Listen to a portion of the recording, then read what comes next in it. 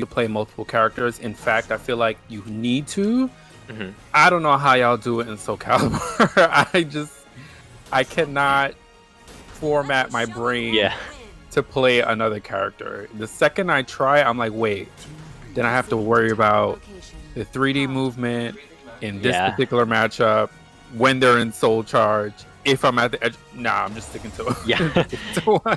Yeah, there's a lot more to it, like Yes. and just 3D games in general. So I believe, due to the character selection, that Yincrescent is on 1P and Ridz is on 2P. Yes, absolutely. All right, cool. And I got the bets going, Chad. Don't worry, get your bets in. You have 1 minute. See y'all. The tragic fall of the cherry blossom. All right, so we're gonna get a little 2B and Cassandra action. Starting it off, girls go first, I guess. Of course, Yincrescent from Maryland. You know, he's been around for quite a while in Soul Calibur 6, and Ridz from Florida. Not as much tournament presence in these like East Coast tournaments, but he's been around. So, yeah.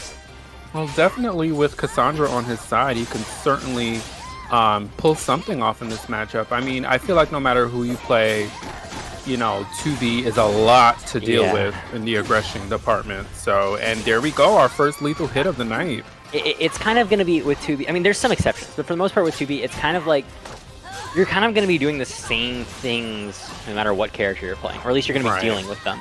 Like, the character mixes you up, and that's what it is. Like, you can't really you pretty much can't really do anything about it except guess right. There's some characters that can get some different punishes that others can't, but for the most part, it's still like the same matchup. Exactly, and I mean, you know, that first match, Ridz didn't do too terribly, but, you know, Yincrescent is certainly hip to this, you know. We've already got 2B Soul Charge on the exactly. Which is, he might be out, honestly. Yeah, I think so. No, not quite. No, yeah, not I couldn't quite. quite get it. God, that grab gains her so much meter. No punish on the 36 AB. Soul Charge of his own, but just jumps over it and didn't even get anything out of it. Already, we're seeing Ridz pressing a lot of buttons. I think he would benefit from just taking a moment. I mean, you can see Yincrescent is kind of like spacing him really well, despite losing that round. Ridz getting one on the board, but Ridz doing a lot of whiffing during that last match, and I'm sure Yincrescent has taken note of that. Right. It's a very tricky sort of middle ground you have to find against 2B, because you can't just play patient the whole time, because again, the character has such insanely strong mix-up potential, and she can. It's not like she doesn't always need to get in for it too. Wow, perfect. Exactly, and that's a really good point. She can get to you, yeah, whether it be getting in, getting out, or even just attacking you. She can get to you from a lot of areas on the screen, which, you know. Yeah, but then she also has these pretty strong defensive options in like 4-4A and whatnot, and the angler parry and stuff. So you really need to find a middle ground for how to approach her. It's very, because you definitely do not want her walking all over you, but at the same time you can't just totally like mash her in her face like you could someone like Astaroth or something. Right. And I mean, Ridz in Soul Charge finally getting some damage out of Soul Charging, but unfortunately gets hit right out of back turn. Nice duck, but not the greatest punish. Catching a step. And nothing is being punished. That's going to break his guard, and that's going to be the first game to Yin. That's going to be it. Yeah. And I was just going to say there, it's really going to come down to... It was going to be a close match, and then judging by Ridz gauge meter, you know, his guard gauge, I mean, I wasn't expecting it to break per se, but again, with 2B, it's not that difficult to break guard with her. Yeah. She's definitely, it's not like one of the easiest things for her, but she's definitely better at it than characters. So it's definitely, totally a thing that she has. And also, it's not going to help that Cassandra is, you know, hurting her own guard gauge with the moves where you see like the little sort of electricity, like the purple aura around her. That takes away 10% of her guard gauge. Very good point. And I remember it didn't start out that way, right? It was adjusted. Not in previous games, it wasn't like that. Right. But in 6, she's always had that mechanic. Oh, but Ridz taking that one pretty convincingly. That was a nice round for him. He's just gonna have to keep up the momentum. Yeah, just gotta keep playing solid. Wow, no punish. No one is punishing anything. 0 punishes allowed. Gets the Divine Force. Gonna just spend it right here. Into the Soul Attack, so it's gonna get it again directly into the mix-up. +4. Nice movement, but no capitalization. Yeah, I think that was a missed opportunity for Yincrescent there. That's the thing with Soul Calibur. Like, if you make a read and you're going to sidestep, you almost have to like prepare yourself to take advantage of it. But I do understand the apprehension as well. Yeah. It's very hard playing a 3D. Alright, that's kind of a punish. I mean, it is a punish. It's not the best one. Nice tech crouch. Ducking under those highs again, not really getting much off of it. But Ridz is still up 2 rounds, so he really just has to get it done. It's very tricky though because Yincrescent has that soul charge ready, and 2B's soul charge is so explosive. My god! Oh my god! Yeah, but he does have a life lead right now. I would say yeah. Nice parry. He definitely wants to win this round without spending a bar, and frankly, yeah, he doesn't need to. All right, Ridz is gonna have to put a stop to this immediately. Again, Yincrescent opening up with soul charge. That's gonna be a lot to deal with. Yeah. And there it goes. Here comes the 2B special. Yeah. There's a lot he can get from this. A lot of potential. He's still mixing him up. Ooh, nice. Right, but the momentum has now shifted back out of 2B's favor. But it was a little. I mean, like he got a huge leg up from that soul charge, right? But now, I mean, if he can get another bar before the next round, it won't be terrible. But at the same time, now Ridz is gonna. Yeah, he's spending it again. So if he wins this round and goes into the next one, Ridz is gonna have 2 bars, and Yin is gonna have nothing. So even if he takes this round, I don't know. Yeah, because even though Ridz is spending this bar right now, he's just gonna get it back. This is really a very good decision. But and there it goes. Ridz taking the second set pretty convincingly, 3-1. I like the adjustments he made. He was really watching his movement during that set. And I think, as you pointed out, Yincrescent having to come off of the meter early on did not help him in the end. Yeah. It's a tricky sort of game, spending your meter. You don't want to. You really have to pay attention to the way the whole getting round when you're down 2 rounds, getting bar when you're down 2 rounds thing works. It can be very important, especially for a character like 2B, who is just bulldozes when she gets a bar. And while you're on it, can you just like go over what happens at the third? Like you said, 2 rounds down. So yeah, if you are, so let's say Ridz wins this round, right? And so he has 2 rounds, 1 more round to win. Yincrescent would get a full bar of meter from that. If the opponent needs 1 more round to win, you get a bar of meter.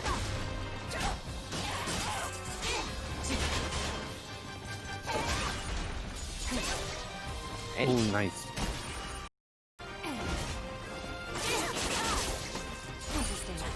It's GI. Ooh, re-GI. Telling him not today, not on the holy day. I don't think so. Yeah, but here we go. 2B soul charge. It has begun. Are we gonna see a counter soul charge? No, we're just gonna see weird jank stuff. And Cassandra's gauge is blinking red. He needed to pop that soul charge. Yeah, a little bit ambitious with that Beyblade attempt. Yeah, but that's not terrible. He got his guard broken, so he doesn't have to deal with it for a little bit. And also, he does have that lethal hit that Cassandra gets when her guard gets broken. So that actually worked out pretty well for Ridz, I'd say. Yeah, and they both started off on even footing with meter too. You know, they both had to come off meter during that last round, but this is going to be some damage here. Yeah, he's going to spend the Divine Force. Yeah, I like it. Get a big old chunk of his life bar. And directly into a soul charge. Right. Still got a little bit of bar left. Yep, spends it. +4 on block, and okay, cool. Alright, that's gonna kill. Counter hit low life, he's dead. Yeah, I mean, Yincrescent, and this is so weird to watch because usually 2B definitely determines the momentum in the match, but Ridz has really been setting the pace. He's really turned on the aggression. He's been staggering correctly with Cassandra. He's been taking his time with his buttons, and that's been really helpful compared to the first set he played. So I think anyone can really take it at this point. And he has almost 2 bars of meter to work with. Right. Although again, I feel like probably going to want to save it for the next round, because if not, he's going to go into a round against 2B with no meter when she does have meter, which is always really scary. Oh, and that's the second time Ridz has baited out a GI attempt from Yincrescent. He's not made that connection yet. Right. Gonna go straight for the soul charge. Yep, counter soul charge. We're gonna have craziness going on. Okay, I don't know what that GI was. Probably simply. Oh, that's a huge whiff. Nice capitalization. Another chip damage. Is he just gonna soul charge again? He really should. Yep.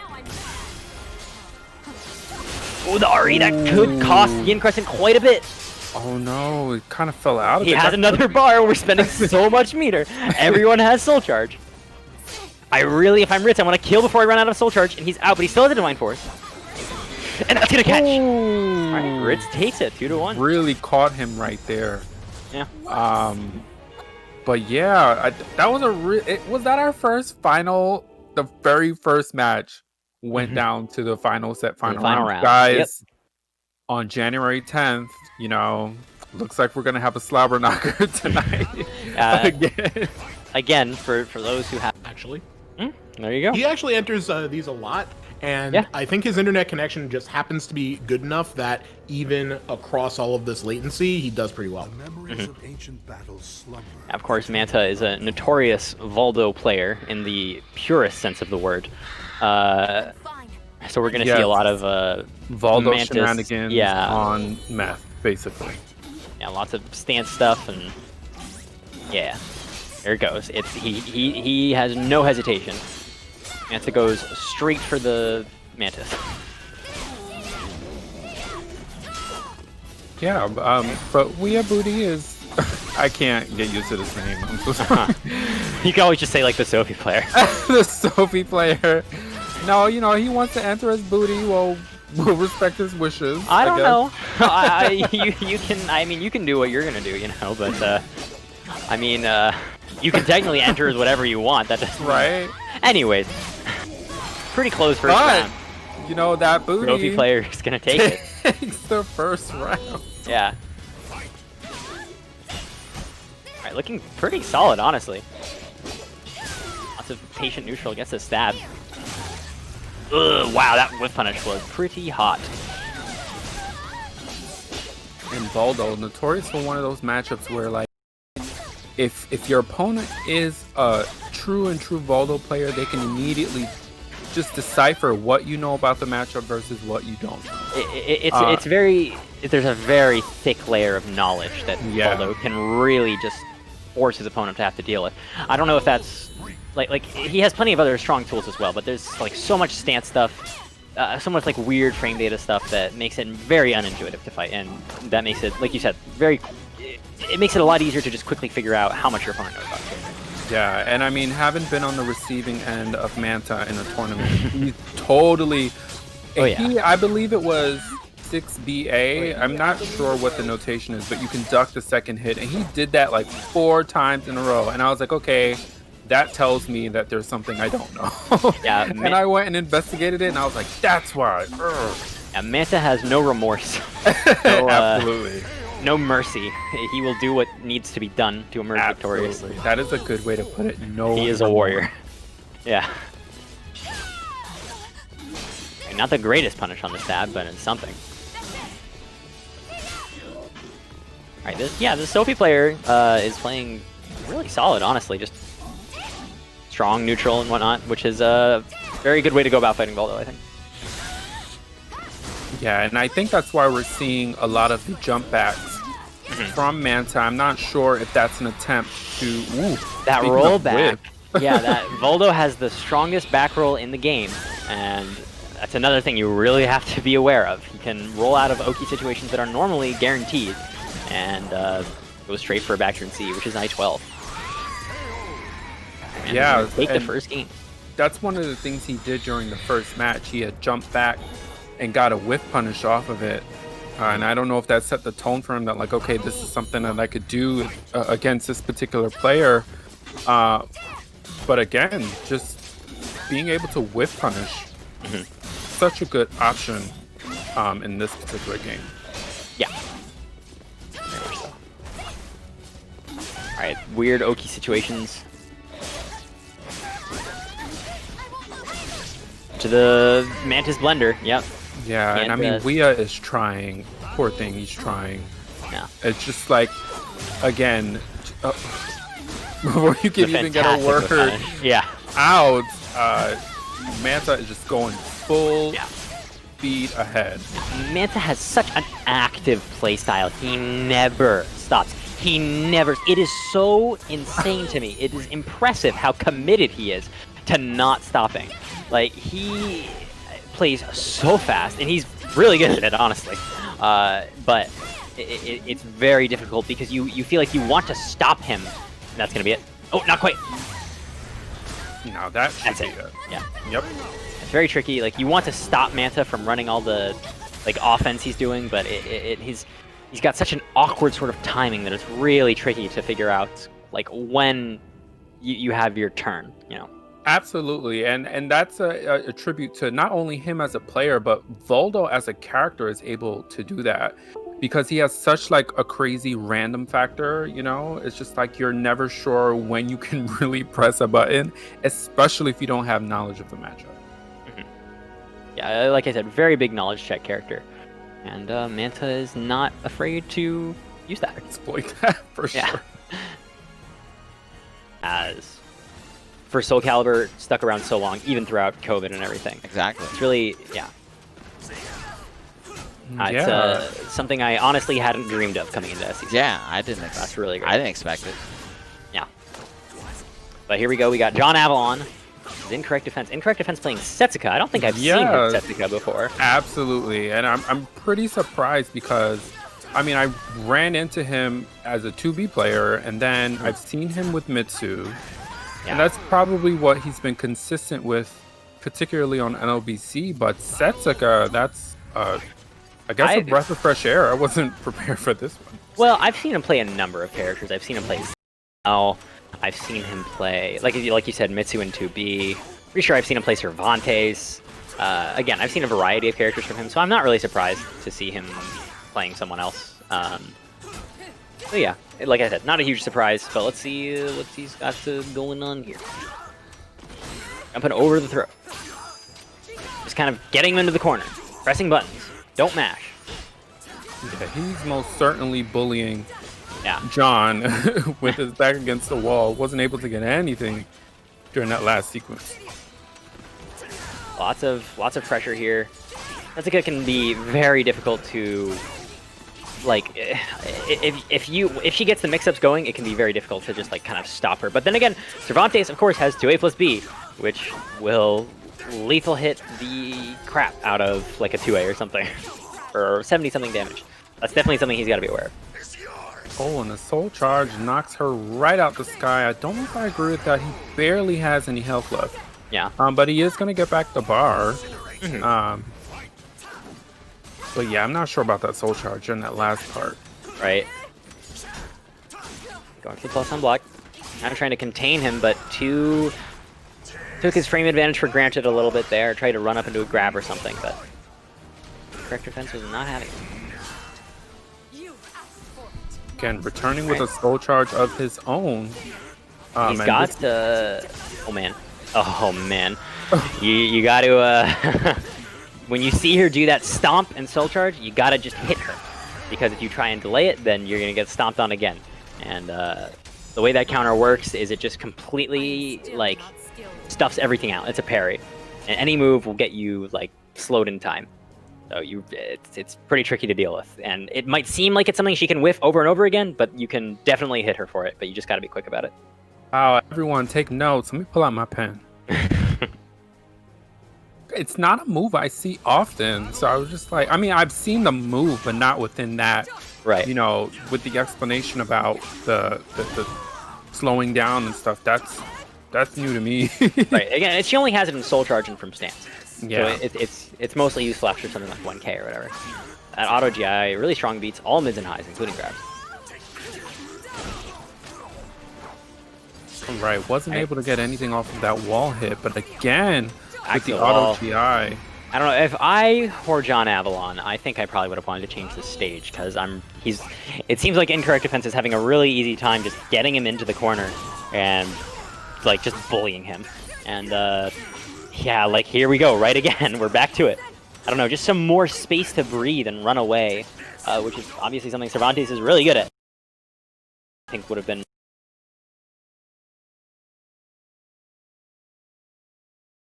I think another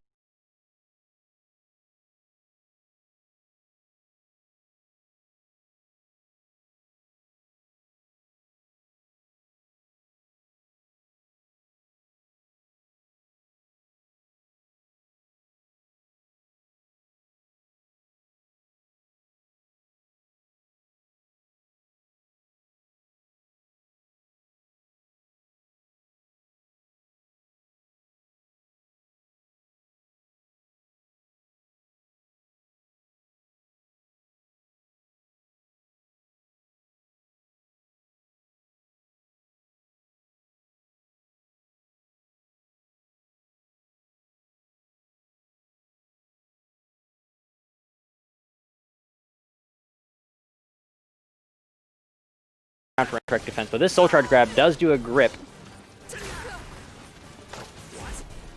Alright, break. tries to go for it again, and IncorrectDefense is just unhand me on this Sunday. He's got a pretty big life lead. Really, one more hit will close it out. There it is. I think that might be his first round. That wasn't. Oh no, Yeah. he got one during the last set. Okay. He got the very first one. Yeah. No, yeah, you're right. The 3B is just not. And He's this, just gonna have to go back and figure that one out. He's really respecting that low 1AA really hard, but it's -6 on hit. Like, yeah. I mean, I say that, but then he didn't respect it, and then he got auto GI'd. He immediately got auto GI'd. I think it's really displaying. I'm gonna guess that he's not familiar with the matchup. Yeah. Because hits grounded. No. Nice movement there from IncorrectDefense. That's it. To close it out 2-0. But yeah, just like you pointed out, the 1A sequence, like I actually had to go in and learn that was minus on hit. Right. And some of her other moves that I was just swinging on, she was getting her parries, she was able to dodge things. And then once I went in, looked at the frame data, looked at her moves, then you actually learn that, you know, you really have to learn what you can do against Setsuka. And I think during that matchup, you just saw John just wasn't familiar with a lot of things that she was doing. Swinging when he wasn't supposed to. And the 3B just did. I mean, he lost so much damage off of that one move alone. Mm-hmm. So. Yeah. Yeah, it's definitely, there's a lot to learn. It's a big game, a whole lot of things in it. Yes, and that's MF Linkors on commentary. Yes, it is. It's me. What's up? Wow, Graffiti Souls with a big $100 donation. Oh, jeez. Big. Damn. Merry Christmas. Happy New Year. Yeah. Happy New Year, right? Happy New Year. Thank you very much. Yeah, that puts us at $189.01. Ooh, Support's always 35. My God. Yeah, support's always fantastic every week. You know, thank you so much, guys. It's really amazing that we can have these grassroots tournaments. You know, just going like this. Save NLBC 155. If you want to keep it going, you donate 50 cents to the prize pool. Check out the marketplace if you want an item. Check out sponsor quests as well to donate even more free.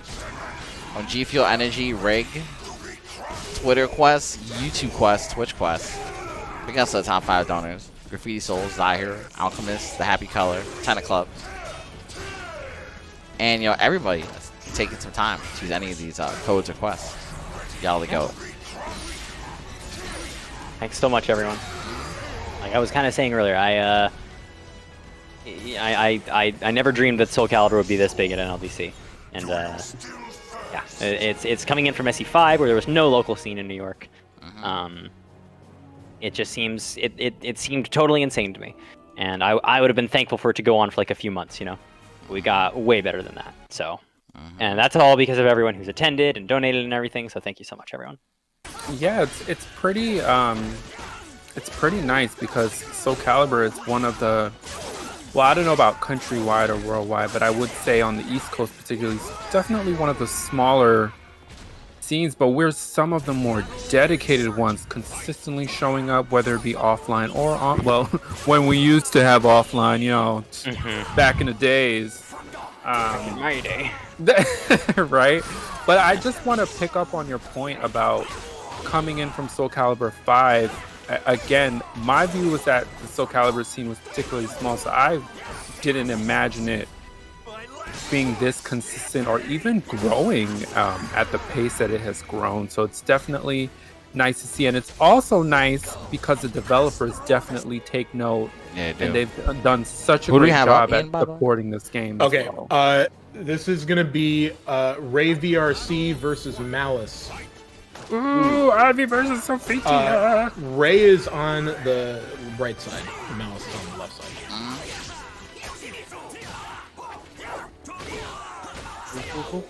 I imagine that's not this Yoshi versus Kalik match. That No, would not be, definitely not. Yeah. It's gonna be an Ivy versus Sophitia, unless probably Raymond unless does Ray Cassandra. goes Cassandra. Yeah, Yes. unless he goes Cassandra. But most likely, for the most part, we see him play. I think he only really whips out Cassandra in specific matchups. Yeah, so I wouldn't think Sophie would be one of them, but maybe. Who knows?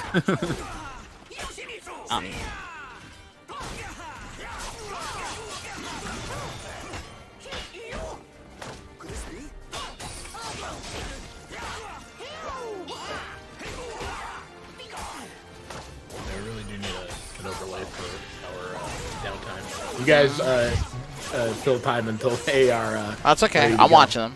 You know. Gotcha. Just watching them, seeing the chat. Yeah, I wasn't. Same people every week. Yeah.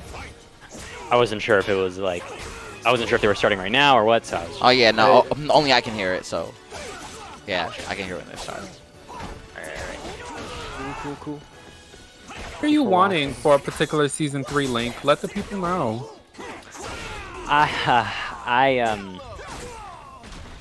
That's kind of a loaded question for me. It's okay. I won't hate you if you say Algo, I think. Well, yeah, but there are a lot of things that I want. There are I will say there are a lot of things that I would want changed, and leave it at that. All right, so this is. I'll follow up. I'll follow up after the match. All right, sure. Brain some more, but as we start here, we got the matchup exactly how we thought we would. An Ivy versus Sophitia. Malice. I mean, I haven't seen him play anyone else other than Sophitia. He's messed around with a few other characters on the side, but in terms of characters he's played in tournament, pretty sure it's just exclusively been Sophie for a million years. A nice lethal hit. You know, you rarely see that particular lethal hit. You really have to get that off of a prediction or something, but Ray pulling it out. Yeah. All right, doesn't quite get the whiff punish. Poking it out. Post GI. He's got one of the better ones in the game. Is he gonna grab him out of the air? Nope. He does get somewhat of a punish, but wow, the whole thing just whiffs, but he was late! That is so rare. Oh, and now it he usually is dead. Yeah. It usually tracks. Yeah, it usually tracks. Yeah. That was weird. That was why he didn't have I think I probably would have done the same thing. I would have just sat there like, there's no way. Like, it's not gonna whiff. And then he saw it and he was like, okay, well, I guess I'll take my punish, but then it was too late. Yeah, I'm gonna file that under hashtag Akubo, please. Thank you. No punish. But here we go. Ray's we got damage anyway. spacing has been phenomenal. Ray's spacing is phenomenal, and then LCS. That's how it always is watching Ivy. I'm like, man, wow, that whiff. Like, man, this person's playing so well. Oh, never mind. It is really. Alright, into the soul attack. Brings him right to him in Serpent's Embrace. Nice sidestep. Doesn't get the attack throw. Catches him trying to step. Just goes straight for the CE. That beats everything, but wow, great defense there from Malice.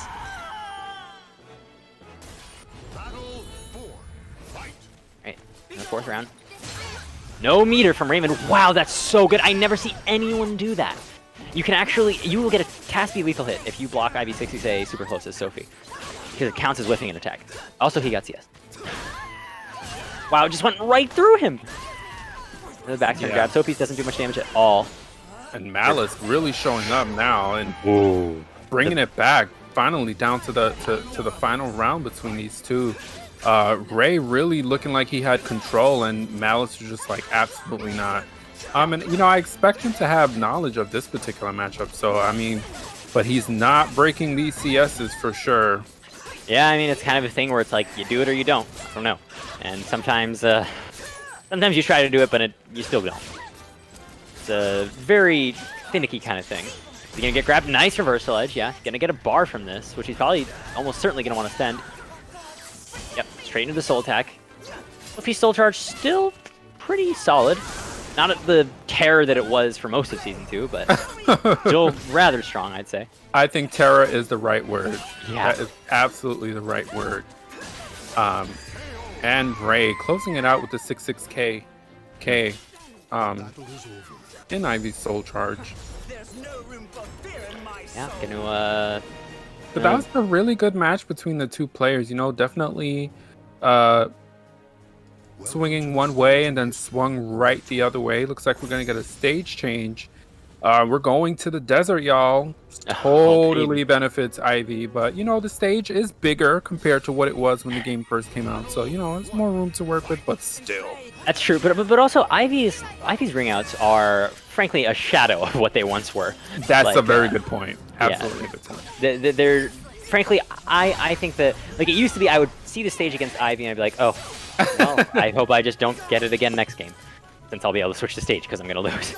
But you know, to your point, and the only reason why I would push back is because people still behave as if her ring outs are what they were. And you're seeing it right now where Malice is not wanting to really engage her anywhere on the ring, but in the middle, you know? And, you know, Ivy can still get good ring outs, but they're, just like you said, they're not what they were before. Right. They're not what they were, but they're still pretty powerful. And I do like the idea in general of just kind of staying away from the ring edge, because there is an answer to Ivy's like reverse ring outs. Like, there is a way to play where you won't get reverse ring out. But still, at the same time, it's more limiting. And if he's able to stay in the center of the ring, I think he'll be able to exert a stronger measure of control, which is obviously to his favor. But first, he's soul attack. I wonder if he wanted that. He got Serpent's Embrace 4A, just taking that one. All right, I like that Oki setup he always goes for. Pushes them out. Gets some guard damage too. I've never seen anyone use that move like I've seen him use it. Not in this game, at least. Yeah, I only get that move on accident. I'm like, damn, I did not want that. Yeah, I hardly see anyone do it, but like I said, he's got some strong Oki setups for it.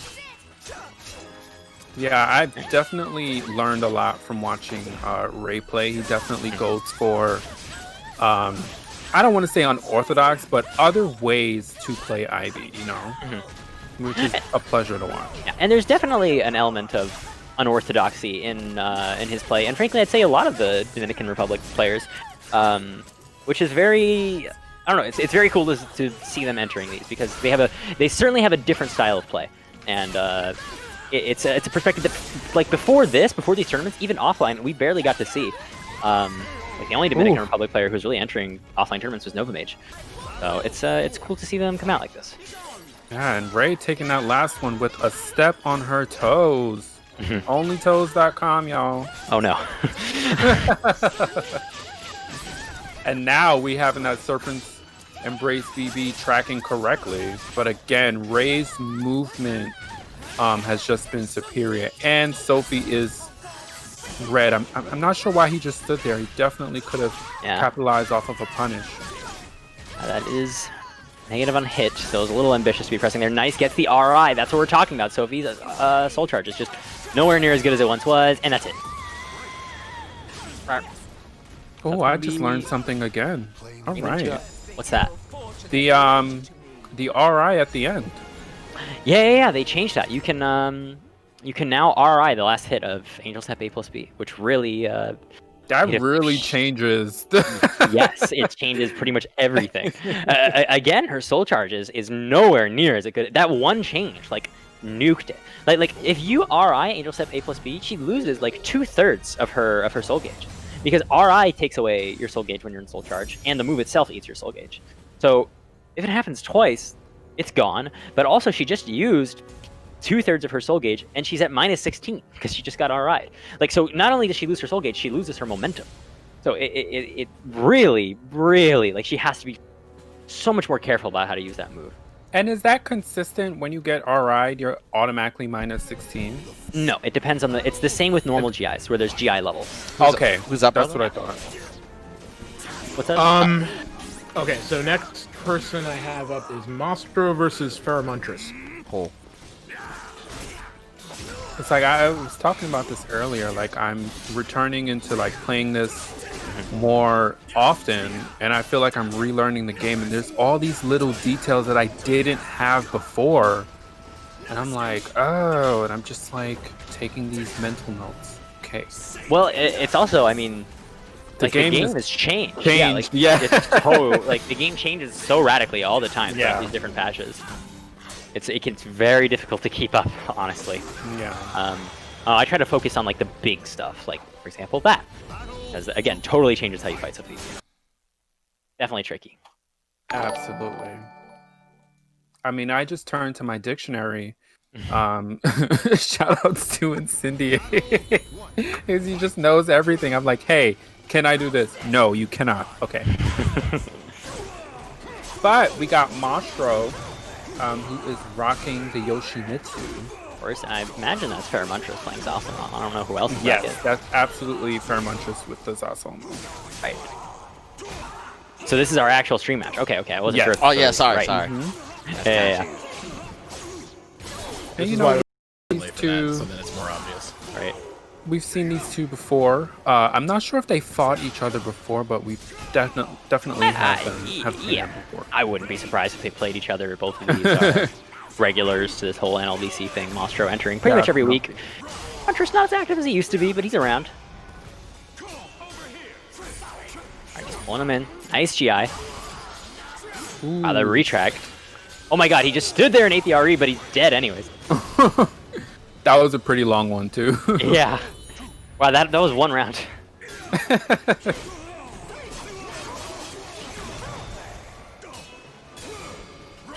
Alright. Pulling him in, as Zas is wont to do.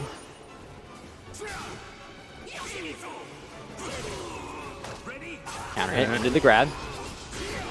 Gets one curse, and man, Mostro is just having a hard time getting anything started at this point. Yeah, it seems like Feremuntrus is really choosing those moments. Look at this damage. Look at this damage. Disgusting. Oh my god, he's dead. Can't even see his life. Into the unblockable setup. He has to spend his soul charge here. I don't know how I feel about that. He's got... Mostro has a pixel of life left. Wow, just jumps the neutral full crouch 3K. Yeah, Mostro did not want to give up on that. But it came down pretty close, so good on him. I don't know if I feel comfortable calling that jump via read, but it was certainly... I don't know, he got it. And his gauge is flashing. It was red, but he was able to get it to a better point here. But again, Zasalamel, one of those matchups where if you hold too much, if you don't choose the correct spots to avoid getting hit, you easily get your gauge broken. Yeah. Not to mention that, you know, like I said, the whiff GIs weren't helping at all, but it's just, like, Feremuntrus is just pulling him in, and Mostro is having a real tough time, like, dealing with, like, the plus frames and all that stuff. And when that's the case, like, not only is he going to have plus frames and you're not going to be able to play the game, but also he's going to tear your guard gauge apart. Is there a curse in there? No. It's the clash.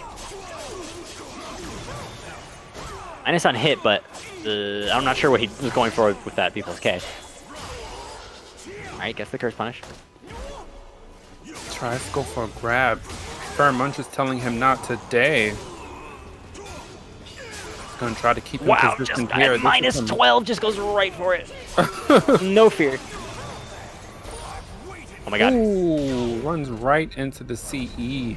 Yeah. One of the frustrating things about fighting Zasalamel is that CE is always on the table if he has bar. And you really do forget sometimes. Okay. Went right for the wake-up CE with Yoshimitsu. Definitely a unique choice. Yeah, you definitely forget that CE is an option. And it just reminds you it just boom, you just get slammed by it. Mostro gonna spend his bar pretty early here. Yoshimitsu, another soul charge. That's just very. I mean, he can get so much from it, but wow, he just catches him out of the air with the 8A+B. Fancy schmancy. What a cool guy. Nice movement. Safe with the curse. Pushing him back, going for that guard damage. So the grab instead of the curse. Pulls him in. Right into that. Nice. Ooh. Fantastic play from Feremuntrus there. Wow, he was in total control that whole time. Yeah, Feremuntrus seeing that whenever usually Zasalamel swings, Yoshimitsu, Mostro has been going for REs. And it has been working, but Feremuntrus finally connecting the dots and going for his guard break, taking that last round. All right, got it back to the edge. Yep, there it is. I didn't even have time to say it. Everyone knows. You're all here. You play Soul Calibur. You know what happens when Zasalamel gets his back to the ring edge. Good day. Farewell. Feremuntrus takes it 2-0. I want to say pretty quickly that felt like that didn't last long. Thanks so much for subscribing. Thank you. Yeah, it was pretty quick. Yeah, that was a speed run. Thank you so much to No Sincere. Wait, SC Ear or Seer? Sorry. I'm mangling name a few times. Thank you for subbing. What's good, Ian? Next up, I'm gonna try and get No-Wo and Wind Charmer. Ooh. I actually have no idea where No-Wo is from. I think I've heard New Jersey or something like that. I'm not sure. But of course, Wind Charmer from, I believe, Michigan. Been a while since we've seen him in here. Mm-hmm. You might have been able to infer from his name that he plays Talim. Potentially. Yeah. No-Wo has a few characters on deck. Obviously, the main one we see is Mina. Pretty sure it's safe to say that's his main. But I've also seen him play Mitsu, and I've also seen him play Voldo. And I don't know if I've seen him play Voldo much in tournament, but Mitsu is definitely a character that we could potentially see.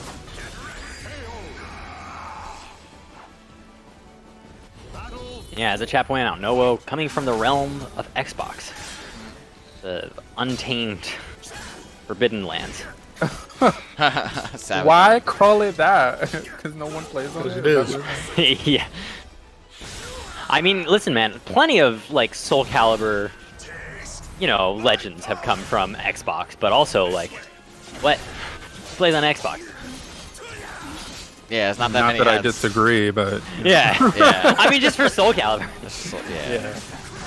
Yeah. Anyway, guys, thank you guys for the support once again. We're at $200 right now for this tournament. Still got lots of matches left. If you guys want to support this event, as always, hit up that Match Arena page. Use the promo code SAVE-NLBC155. You'll donate 50 cents to the prize pool for free.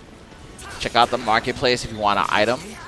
Check out the special sponsor quest to also donate more free from G Fuel Energy, Rig, Twitter Quest, YouTube Quest, Twitch Quest.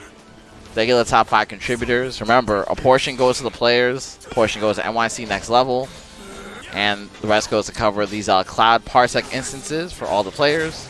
So we definitely do appreciate all of your support. And yeah, next match is underway. Wind Charmer is going to be on 1P. Cool. Again, thank you so much for the support, everyone. Yep. Have that match coming your way momentarily. Yeah, so to continue what I was saying earlier, I should have... Let me just hold that thought. We're going right into it. All right, and as we predicted, Talim versus Sung Mina. Yeah. Very sort of a polarizing matchup in the sense that Mina is all about, you know, zoning and keeping you out long range, where Talim is all about getting in there and forcing like the stance stuff and just real like rush down type character. And another one of those characters where if you don't have knowledge of where your opportunities are to either, you know, attack or duck or sidestep, she can run away with the match easy. Yeah, lots of stuff to learn there. Yeah, definitely. I imagine this matchup might be one of the ones on the trickier end for Talim, but I wouldn't be sure. And I don't know, it's working out fine for him so far. Again, like I said, at the very least, it's polarizing in the sense of like the ranges these characters want to operate at. Yeah, but you know, Noah has been holding it down so far. He hasn't been trying to zone as much. He's just kind of been taking his chances where he can, and he's doing a good job at poking her out of some of her shenanigans. Yeah, he's been kind of just brawling it out and working well for him that round. Up close at that. Yeah. Wow, just going for the jump A, alright. Can't block those.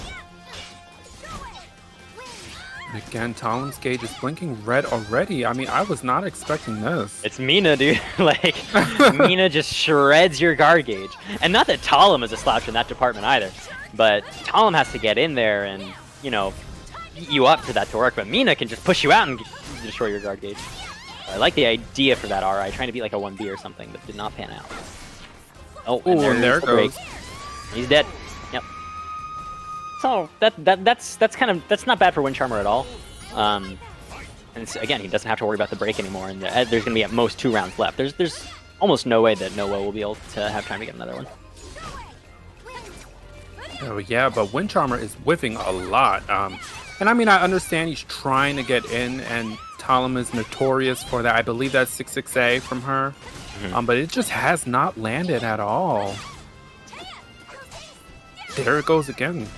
Yeah. I can't auto GI that anymore. It is now a break attack. Oh, nice side step. That's it. First game to Noah. Yeah, and I can't even say like, oh, if Wind Charmer did this, you know, it wouldn't be better. I just, Noah is just playing it correctly. He's just, he's just doing the damn thing. He's really just brawling it out, which is, I guess, not entirely what you would have expected, but it's working out really well for him. He has a real beat on Wind Charmer's timings, which at that point is like, I mean, if you press a button and you just keep getting counter hit, it's kind of tricky, and I believe that is what they call getting outplayed. Alright, mix up pressure. Got him at the ring edge.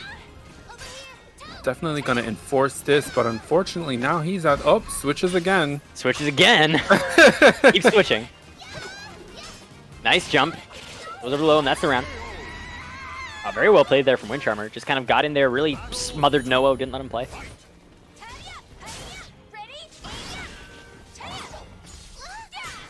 Ooh, what's the GI attempt? Right, gets the reversal edge. That's going to be a huge chunk of meter for Wind Charmer, and a combo. Alright, nice stuck on the grab. And again, that jump attack, I believe it's her jumping B. Yeah. It just hasn't, I think he landed it once. But the entire time, Mina has been ducking it again. I mean, it is a high. It is a high, but at the same time, you can jump mids and highs with that move, and it's plus on block. And it's not like he's getting hurt for it. Like, yeah, Noah was ducking it, but he's almost never getting a punish for it. So, frankly, I feel like it's not really that much of a problem for Wind Charmer. And I believe this is something that I was learning as early as like yesterday. Is that a new mechanic for Talim when she's in Soul Charge? Like the wind thing on her? Yeah, it's called Wind Bearer. She gets it when she activates Soul Charge. She gets it off of the auto GI from Wind Fury. It gives her a few, like, I think some better frame data on some stance entries, but she loses it if she gets knocked down. Ooh, okay. Yeah. Oh, and again, there it goes.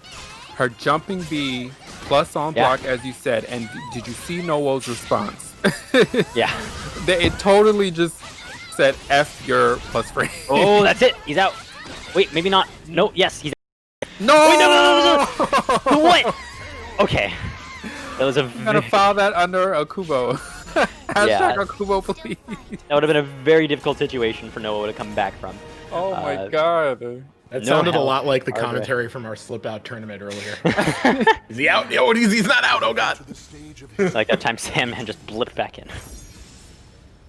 Alright, gonna switch the stage. I think that makes sense. It's on the smaller end, which obviously, you know, works out for Windcharmer. Yeah.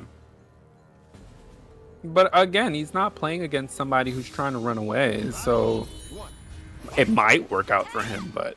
Well, yeah, but at that point, it's like, he still has to really get in. Yeah. Like, even if Noah is playing it well when he gets in, like, there's not much that, like, Column is really going to be able to do if she's just getting zoned by Mina all day. So, again, even if Noah is playing it well when Windcharmer is in, he still needs to get in to start pretty much anything. Wow, nice. Ooh, and I mean, step, I guess. Everyone is light on their feet in this matchup right now. No. I mean, they're consistently just dodging each other.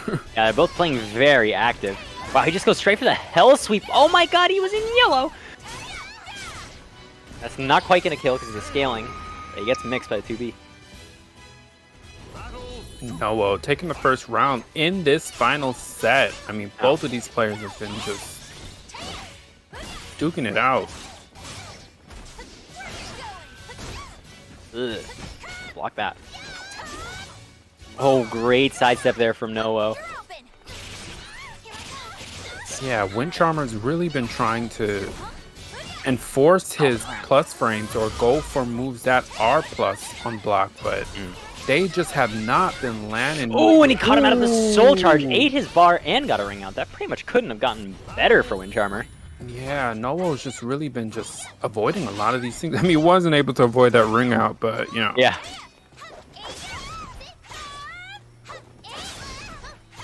Swift punish. The Oki, Mina Oki is pretty fun to deal with.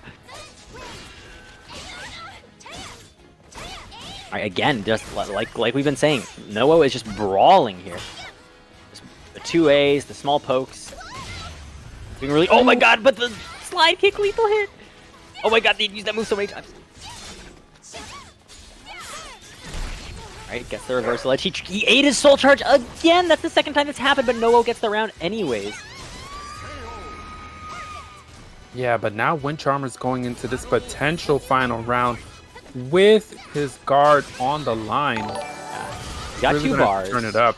Yeah, I think it's going to be a good idea to spend your meter here. Try and get some momentum going. That's no way. Boy, that's what he wanted. Oh my god. I think he's dead. This is debilitating. Okay, not quite dead. Got a shot. Catches him moving. More stance pressure.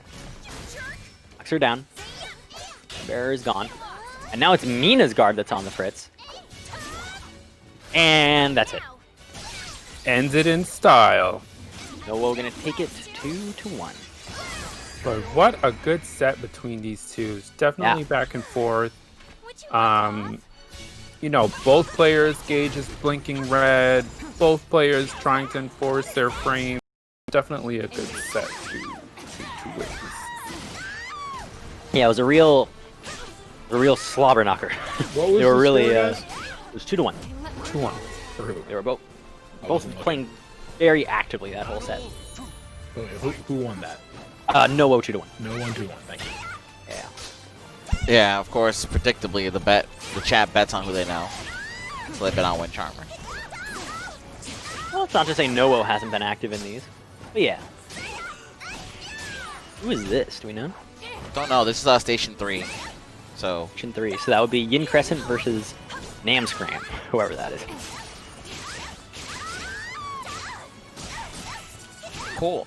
In the meantime, getting set up for the next match right now. Ian's gonna tell me who it is. Ew, is this got team kill? So yeah, I fucked up this bracket really bad. I was trying my best to get all this shit set up, you know? This is gonna be Incendiate versus Ramon. No!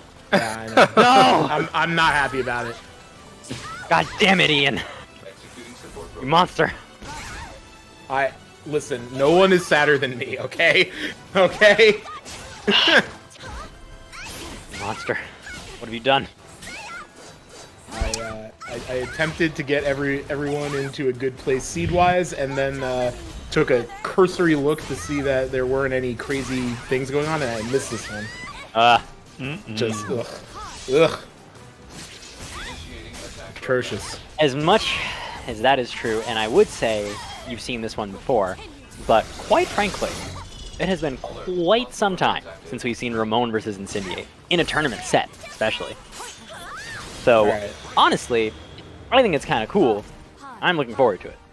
Incendiate is on the left, and Ramon is on the right. Yep. Make sure you guys get your bets in, guys. And, you know, make sure you guys use the Maturino codes for this event. Thank you guys for getting us to $200. Save NLBC 155 will help you donate 50 cents free to that prize pool. We are at $203.19.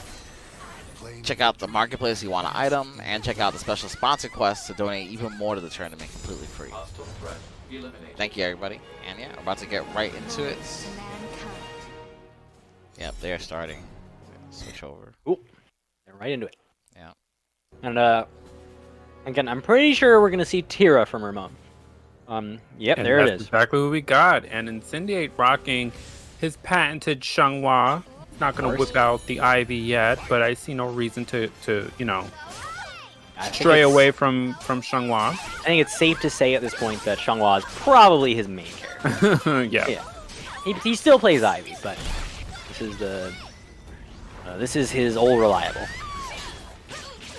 And Ramon having just picked up Tira, so very curious to see what he's got. I mean, he's been streaming her a lot. I don't know if he's been practicing her off stream, but he seems like he really enjoys the character, and it doesn't surprise me. She's a very Ramon type of character. Really strong, like, frame data on pokes, really strong movement. Like, just she can really play like a pokey, fundamental movement sort of play style, which is exactly what Ramon does. And not to mention, I mean, don't even get started on when she's in Gloomy. It's just an absolute damage output. terror to face that, and then you add another layer of Soul Charge. I mean, Tira is just one of those characters. Yeah, absolutely. Right, just staying patient, waiting it out. A lot of respect from both players. I guess the grab is going to go for the C. Yes, he is. So this Oki is going to be pretty spooky. He might be able to just kill off of it. He's going to get a guaranteed mix-up. What's it going to be? Low or mid? Low, mid. And... Oh, ooh. Wow, great defense from Ramon. Guess right twice in a row. Oh my god, look at these blocks! But it's unsafe launcher. Yeah, you can tell these two really respecting each other. But Ramon starting off, he has 2 bars here, and he's in Gloomy, so this is it's starting off well for him. And just like that, she's gone to Jolly now. This GI didn't really get much out of it. Oh, but this 6A plus B auto GI in verticals, so much damage. Very scary tool. Oh, and a whiff punish. Don't think this is gonna kill, but the mix-up afterwards surely will. Well, again, we've seen that defense from Ramon. Doesn't matter what character he's playing, but Incendiate still closes it out. At a 3-0. Now, do you think... Well, that just answered my own question. Would he switch? But nope. No, there's no way. There's no way. Ramon... If I had to guess, I'd say Ramon is entering this tournament specifically to play Tira. I know he's never been big on online tournaments in the first place. So at this point, I think he's probably seeing this as a way to just get some actual like tournament first to 2 experience with this character. So I don't see why he would have a reason to play anyone else. Just trying not to get Ridz away. Chopping away at Xianghua toes here, and he again. Wow, that 3A really doing its dividend. The amount of times he went for the 3A, and just it ended up getting him the round. Yeah. Right, just kind of getting Incendiate's timing is really hard this round. Wow. Look at this defense. Oh my god. But how long can you keep it up? It's very tricky. Especially against the Xianghua, especially against Incendiate. Yeah, you can definitely see a change in Ramon's playstyle during this set. He's taking his time and really just focusing on spacing and poking.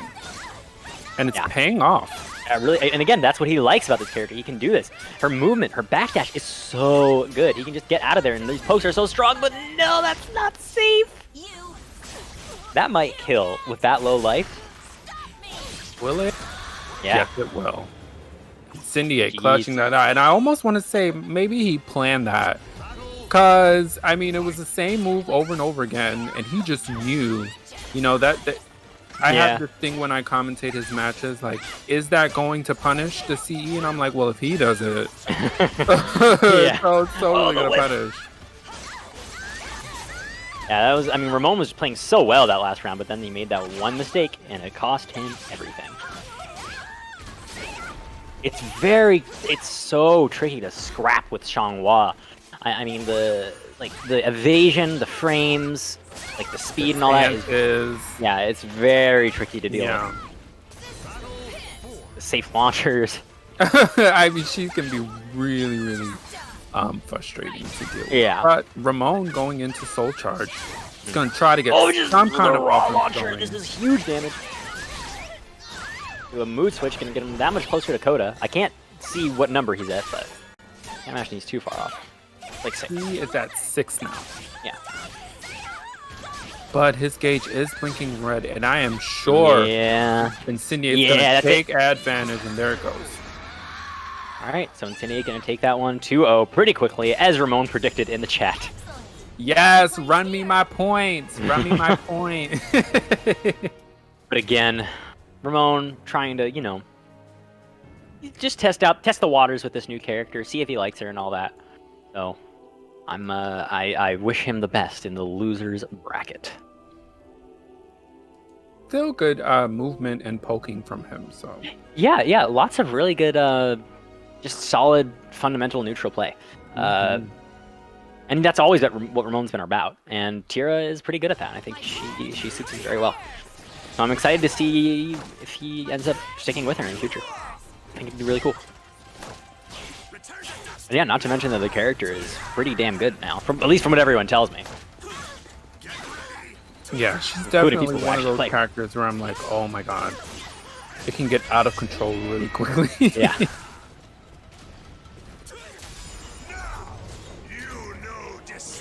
We are in winners quarterfinals. I am currently informing people in winners quarterfinals that they will be on stream, and then we're gonna go ahead and do that. Gotcha. So I imagine that'll be.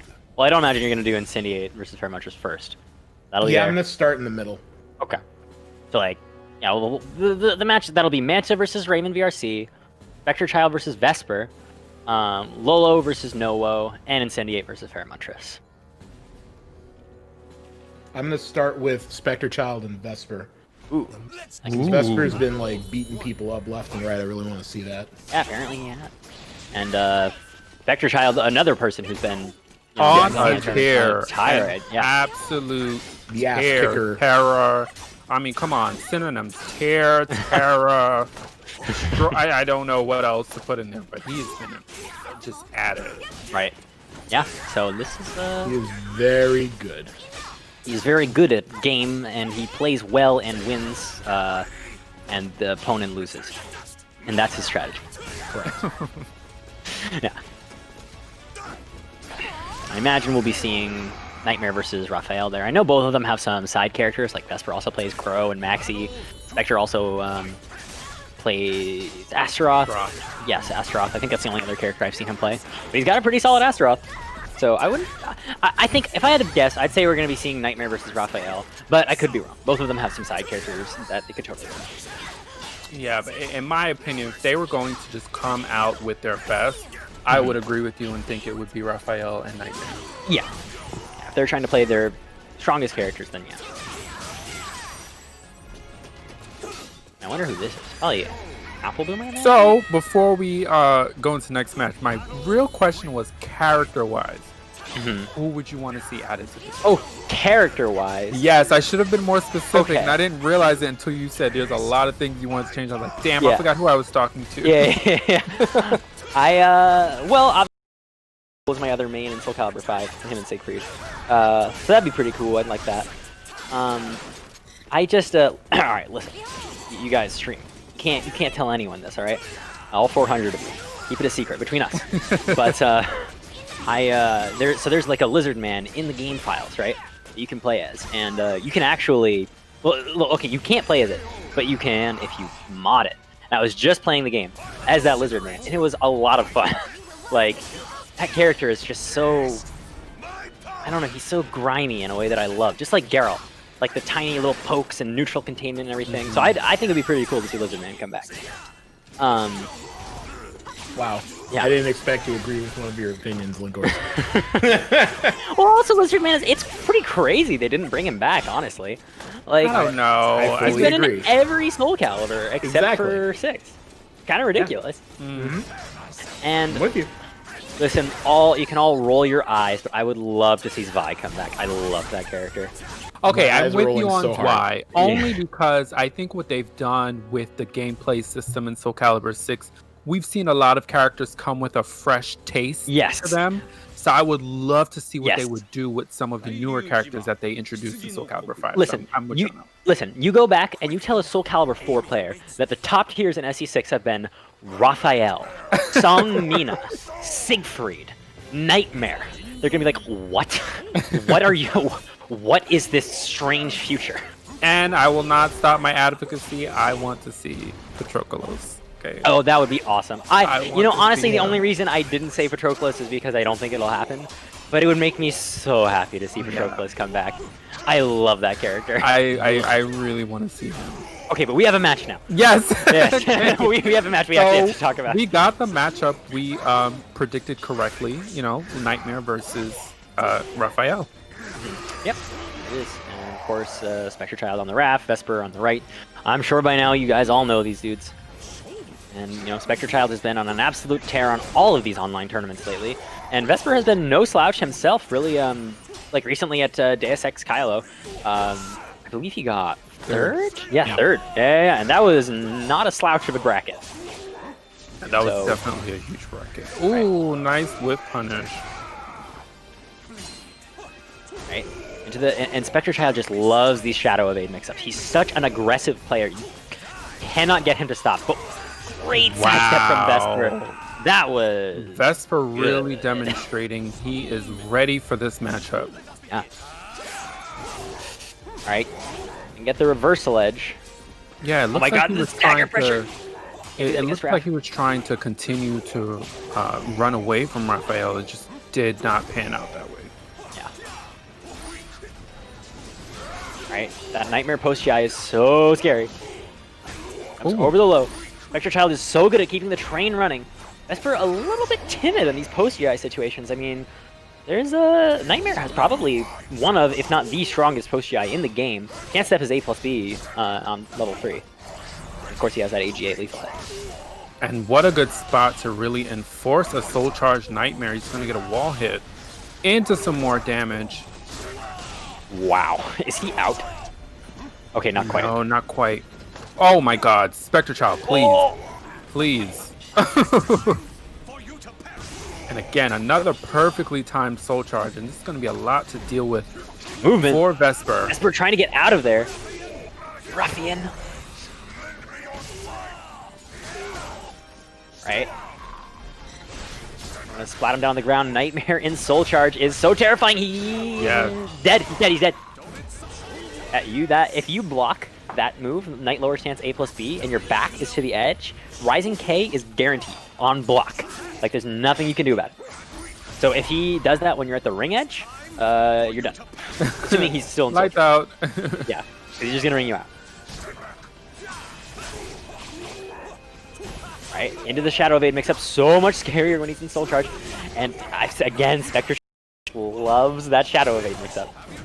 Oh my God. Wow! Man, hits him Vesper just right ended out his of it. dreams. with that Honestly, That I was thinking, like, that was looking pretty slick from SpectreChild. And but nope. It's so funny You're because out. you know the match is already hyped. You're like ready for the next sequence, and bam, He's just done. And again, that's one of the things I always point out. Soul Calibur is one of those games. Your momentum can get ended immediately by a ring out. And sometimes we forget about that, you know? Like, I forgot he could get rung out. I was waiting for them to plug it out, you know? SpectreChild, again, this wild offense. It's kind of an interesting sort of matchup we have here where SpectreChild seems like he's pretty much always in control. Like, he's getting in there, he's pressing all these buttons. He's almost always dictating the pace of the match. Absolutely. But the fact of the matter is that Vesper needs to make one right guess, one good decision, like one good sidestep, one good counter hit, and here we go. Right There's the decision. Yep. You called it right there. Yeah. He just needs one big read, and it's so much damage.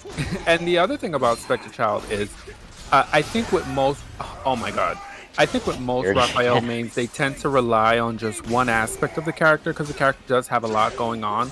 But with SpectreChild, is that gonna, yeah, that's gonna hit. That's gonna kill. And it's definitely gonna kill. I just wasn't sure if it would hit. Yeah, with SpectreChild, he does such a good job at mixing everything. You know, you get the shadow evades, you get really strong pokes, you get really strong movement, and it ties back to what you were saying. He wants to dictate the pace of the match. He wants to remain in control. And he's doing it, honestly. Like, 90% of the match, he's totally in control. But again, that one, almost every instance where Vesper is getting damage, it's not because he forced the situation. SpectreChild is the one forcing the situations. It's just that Vesper can bet on the fact that eventually he's going to be right about something, and when he does, it's going to hurt a lot, or ring out from mid-screen or something like that. Yeah, Vesper's been doing a really good job in this matchup. It's just, he gets an opportunity and he takes advantage of it. Yeah. Right, blocked. Here we go. Again, that pressure from SpectreChild. He's always in control. But the thing is that Vesper is comfortable with that. He's okay with SpectreChild being in control. Like, because again, I keep saying it, all he has to do is make a few good decisions, and that's the round. Yeah, and I mean, both of these players now, both of them, their gauges are blinking here, and nice sidestep! I don't think that was the punish you wanted, but it was something. You're dead. It's going to be a ton of damage. It's a tech trap. It tried to go for another tech trap. I'm pretty sure you could have just killed, but closes out with the 2K. And Vesper bringing it down to the final set, final round. Well, potential final set. But he definitely wants to just end it here. You do not want to give someone like SpectreChild any type of momentum going into a potential third set. He has got to end this now. It's looking all SpectreChild right now. But then again, it always has. Like, this whole game, SpectreChild has been the one in control, but that's going to not quite be it. I lied. That's going to be it. Alright, so 1-1. Imagine Vesper will want to keep the stage. Yeah, and this is what we expected from these two, to really bring it close and bring it down to a final set. And here comes SpectreChild. Here we go. Doesn't break the throw. Yeah. Again, he's just he's getting in there, and SpectreChild is all. There it is. He's exploding. He's exploding. Stop it. I'm telling you. It takes one good guess, and here it is. So much damage. He hit him twice this whole round. He has hit him twice. And that's it. He hit him 3 times the whole round. He hit him 3 times. SpectreChild was entirely in control, but he got hit 3 times, and he is dead. And good on Vesper, not afraid to just hang out by that wall. And this is exactly where we saw them during the last match. In this exact position. And SpectreChild definitely trying to get the ring out where he can. And Vesper telling him no, completely denying him, and getting a ring out of his own. We are down to the final round potentially for Vesper. Potentially, yeah. And we're seeing, again, as always, look at SpectreChild. He is in there. Vesper can't move. Like, he can't do anything. He can't stop SpectreChild. But if he just gets, like, a decision or two that pays off for him, he's going to get out of the pressure here. And it's going to really change the pace of the match. All right, he's going to have very strong Oki here. Goes to the B2, no block. Late on the punish. Okay, that's plus 14. He doesn't get anything guaranteed. Going for all the guard damage, and he jumps over the 2A. Very nice defense from SpectreChild there.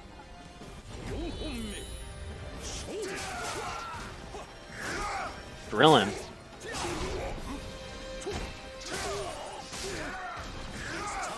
Alright, going straight for the soul charge here. I mean, Vesper has a soul charge to counter back, and he'll get one if he loses the round.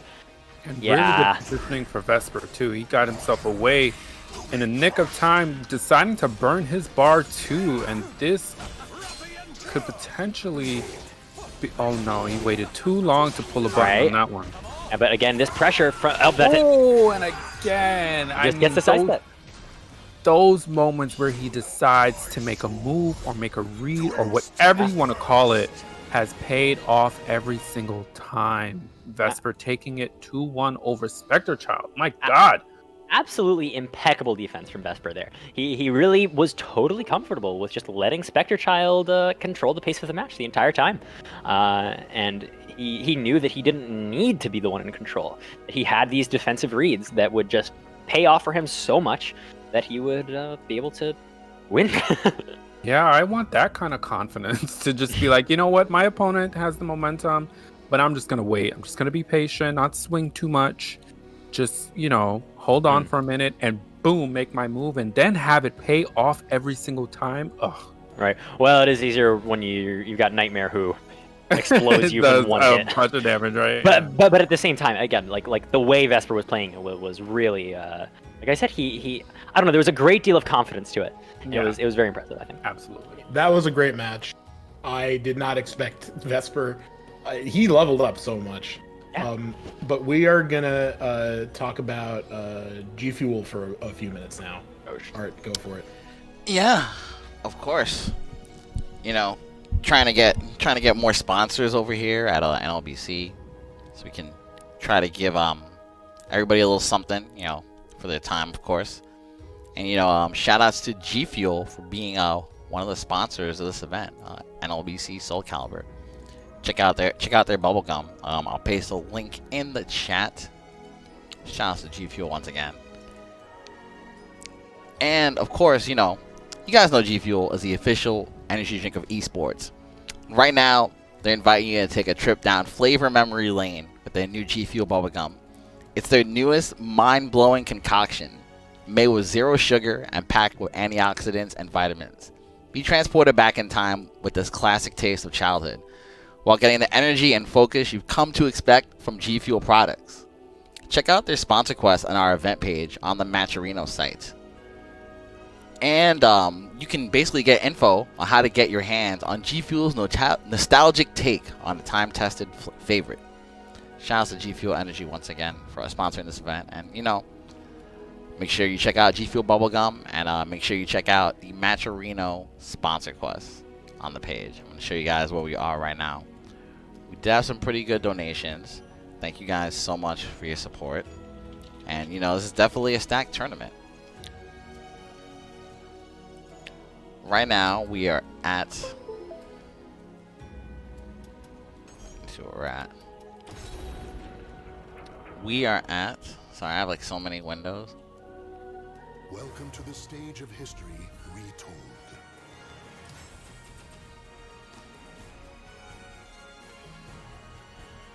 $212. Sorry, I gotta refresh the page. $212. Thank you guys so much for your support. Remember, a portion of these proceeds go to the players. It goes to support next level and to help pay for the Cloud Parsec instances. You can check it out using the promo code SAVENLBC155. You'll donate 50 cents to the prize pool completely free. Check out the marketplace. You want an item. And, you know, make sure to check out the sponsor quest, like I mentioned, from G Fuel Energy and Rig. Check out the Twitter quest, YouTube quest, Twitch quest. Big ups to the top 5 contributors. You guys see right there. You guys got that sponsor reel without missing any gameplay at all. So shout out to our sponsors. Who do we have up? I was hoping that we would be done by the time you were done with that, but Ray is just going to the bathroom real quick, but when he comes back, we're going to have Manta versus Ray VRC. Oh, yes? I can run another one then. maybe we do that. Yeah, that's not a bad idea actually. Get that all done now. Yeah. All right. Give Cool. Clive and Linkors a break. Yeah, for sure. Putting in so much work. Yeah. All right, and all right. So our second sponsor. What he's gonna do with this? One thing I can say with a great deal of confidence is that it's going to be very wacky. Because, first off, Manta is a wacky player. Second off, Ray is kind of a wacky player. And also, this is just weird, because Manta is in Northern California, and Raymond is in the Dominican Republic. There is no way this match would have been possible in normal net play. So I think that's pretty cool that we got them together. Oh my god. Wow. Oh my god. Yeah, that's The super freaky. wherewithal to go for 3B at that point. Good stuff for Ray. That Super Freak is really dangerous to do because you do have invincibility frames on it, but it's almost always punishable on hit. So it's very tricky to. It's mostly you're gonna want to use it for like Reversal Edge or something, but Manta does like to use it a lot. Oh my god, just goes right under the 60A. Ray gonna soul charge here, create some kind of space, but goes right back in.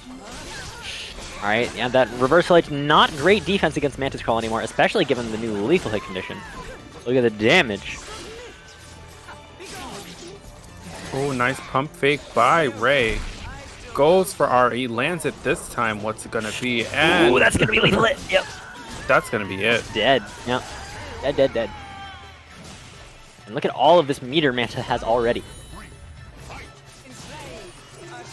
Oh, Ray opening up with a 3A plus streak grab. Just tells him no. Oh my god, just CS'd him from there. Wow. I mean, we are Straight for the Serpent's Embrace mix-up. Wow, raw Serpent's Embrace. Oh, and lands the lethal lethal hit. What a match by Ray. I mean, he was just going balls out. And just like you said, wacky on both ends, because I really can't predict what either player is going to do. I am just watching to see what's going to happen, and both of them soul charging.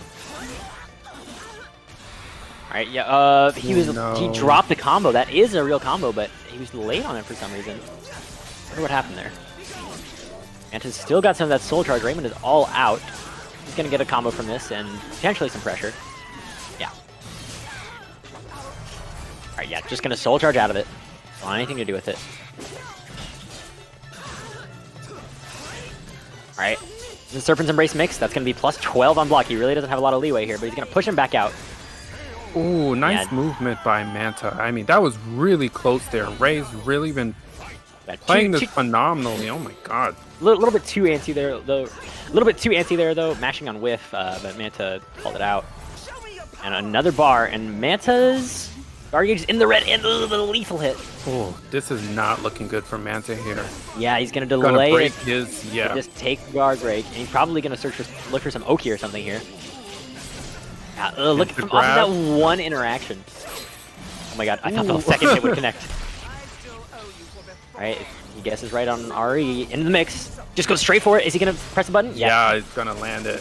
You and can't I didn't even realize he had meter there. He built it during that RE. During the reversal edge, yeah. Yeah. But Very ending it with a perfect Ray. Two perfects from Ray. Two perfects, yeah. Yeah. It was only one round that Ray won that he actually got hit. Alright, Wow. Manta taking a second to think. He's not gonna go to character select. It's just like the player in me, you know, like I'm on commentary a lot, but I'm from the foundation. The competitor in me is just taking notes like, oh, that was so cool what he did. Oh, I want a lab right now. Welcome to the stage of history retold. I'm gonna go into no ring out stage, so that's probably what Manta wants. Well, I mean, the ring outs, did it play a factor in the last one? Not really. Not but really, I mean, no. the closeness of the stage, the fact that it's much smaller, definitely helps Manta. Yeah, that's true. Right, going for that 6SP plus K setup. He really likes that move. Look at this damage.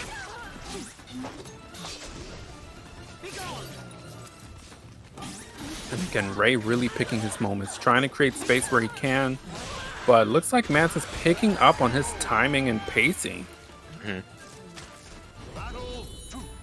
Manta, again, with that very aggressive game plan. Always pressing buttons.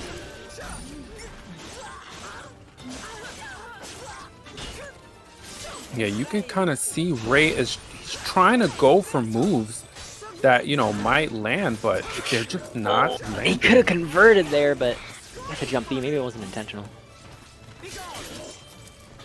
And you can kind of see Ray, I think his game plan, right? Oh, he eats the soul charge. Yeah. That's going to be pretty big. You can kind of see, you know, he sees that Manta's gauge is blinking red, and he totally. Oh, just really not the best capitalization at all. Oh, but I think I knew. I think I knew what he was trying to go for, but the spacing was off. Yeah. Yeah, the spacing that wasn't the right, because he would normally get a lethal hit off of it, but it just wasn't the right distance to be. Yeah, I think it's just the second hit has to counter hit. And then there was, yeah, like you said, the spacing was not there for that. So no lethal hit. Nice sidestep into the punish. And you know Manta is going to start doing some Mantis Crawl stuff. Oh, 6BB is like, it's my middle name.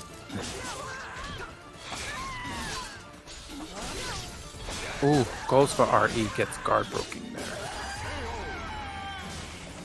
Alright, Manta looking much stronger this game, at least so far. Oh,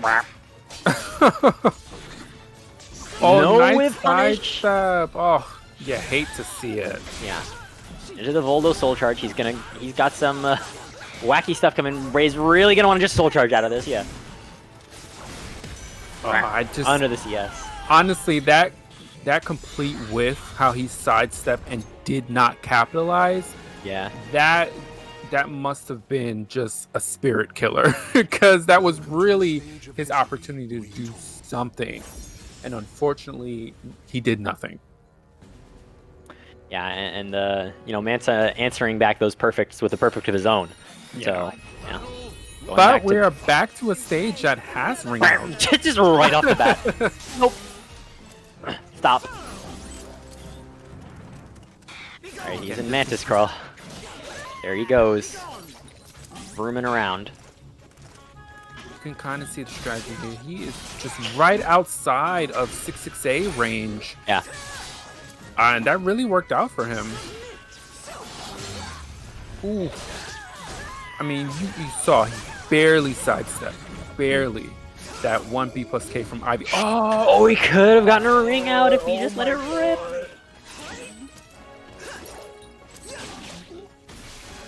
Shades of the last match. Oh, had an opportunity, just did not get it. Oh, you're out. God. Just socked him right in the face. You're out.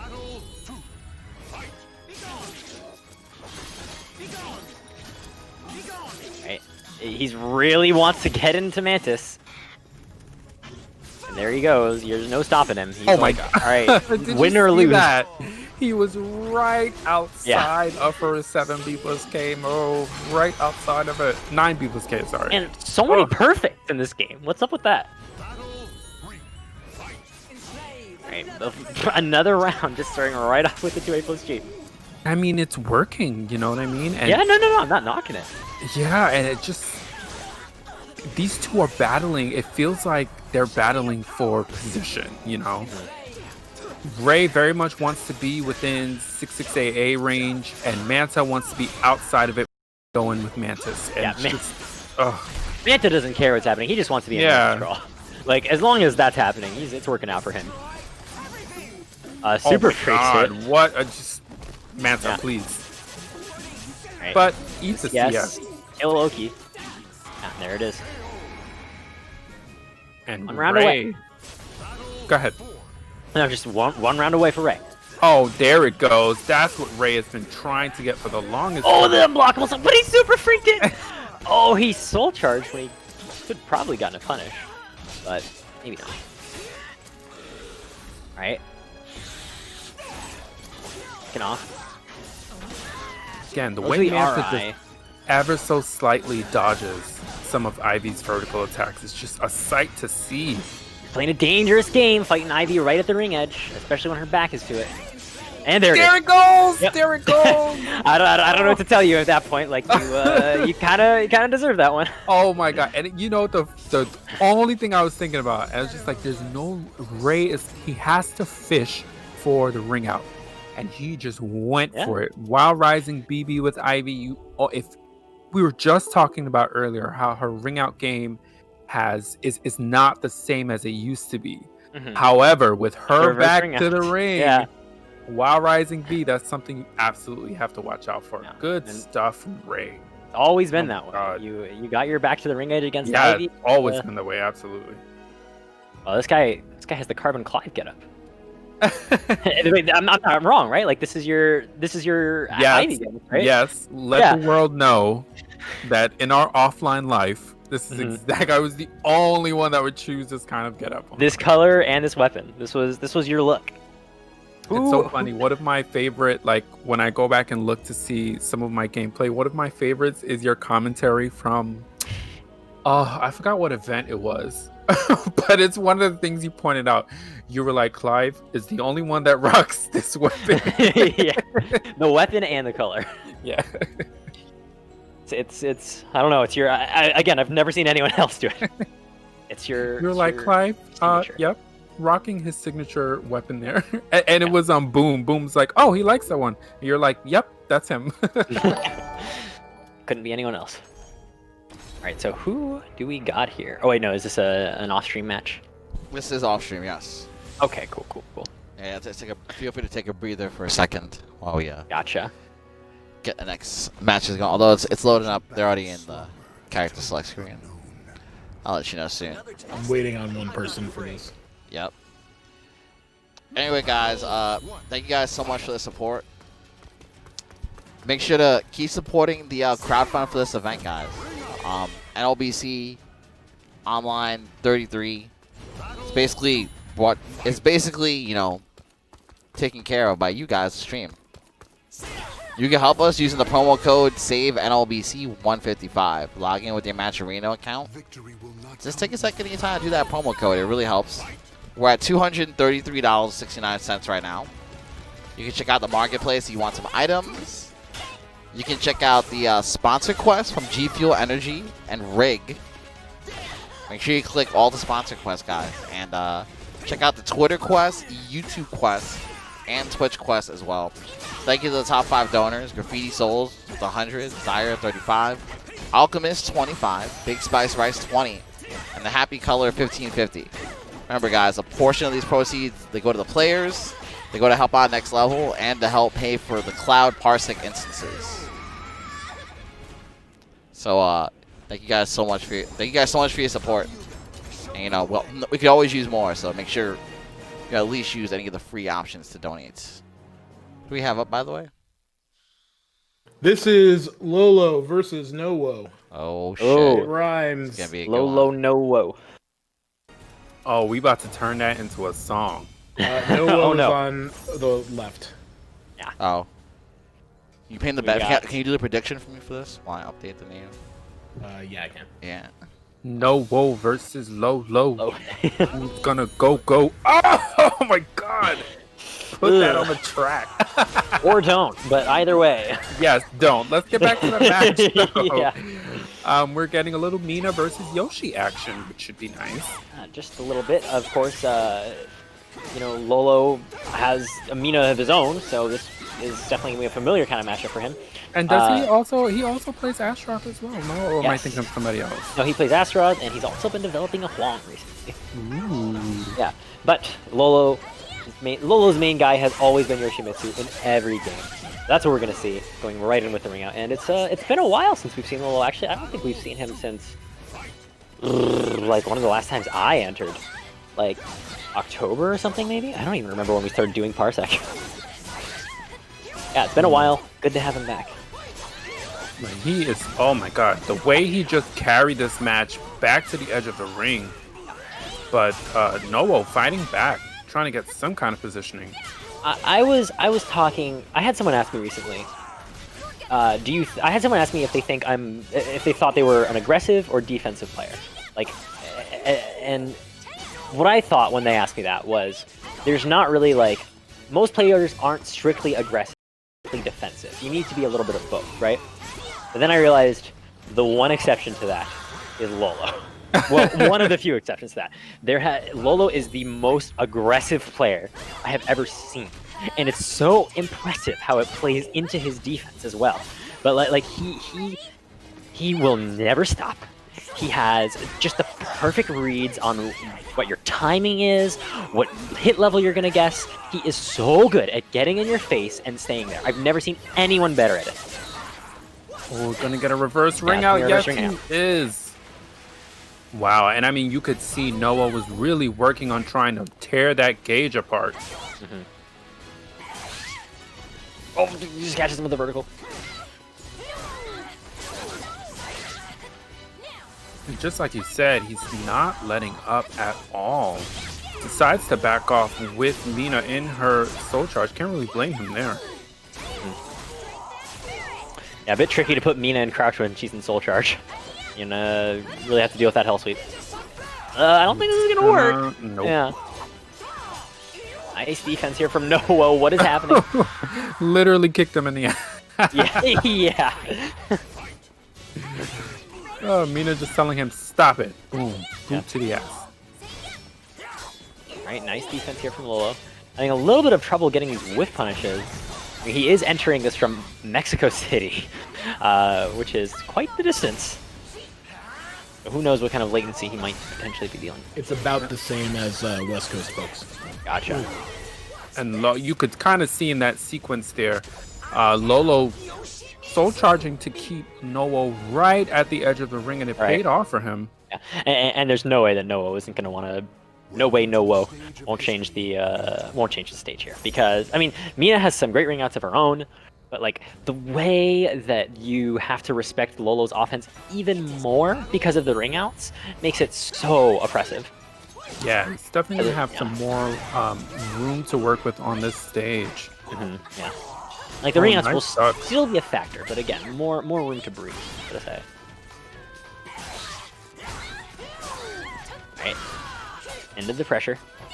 Always pressure. Lolo. Great movement here from Noah. Yeah, it's stealing my thoughts, Link. Oh my god. I was just going to say the movement coming out from Noah there. I really like what I'm seeing. Yeah, he's really good at playing that active sort of defense, where he uses like his movement and his timings, but he's still like... It's weird. You wouldn't think that he would want to be brawling with the characters he's brawling with as Mina, but honestly, it's working out really well for him. Yeah, great bait there. The same sort of thing we saw from him versus Wind Charmer earlier. Whoa, oh my god! Punish dropped. Nice block. And again, Yoshimitsu, one of those characters where, you know, sometimes you think you have a situation and he does something that completely throws the whole thing off. That's what we saw there. You know, I think if that was anyone else, Noah would have gotten a ring out there. Yeah. Oh, into the 4-4A, but Lolo can block those. Even in Mexico City.